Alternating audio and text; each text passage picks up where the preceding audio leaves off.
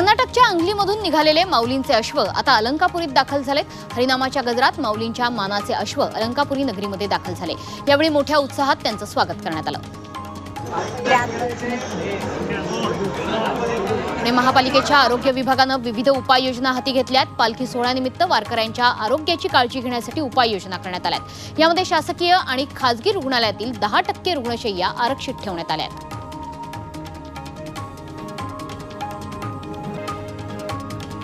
पुणे महापालिकेकडून अद्ययावत आपत्ती निवारण कक्ष उभारण्यात आलाय। आपत्तीजन्य परिस्थिती निर्माण झाल्यास तातडीनं नागरिकांना मदत मिळावी याकरता आपत्ती निवारण कक्ष उभारण्यात आलाय। महापालिकेच्या मुख्य इमारतीमधील दुसऱ्या मजल्यावर हा आपत्ती निवारण कक्ष सुरू करण्यात आलाय।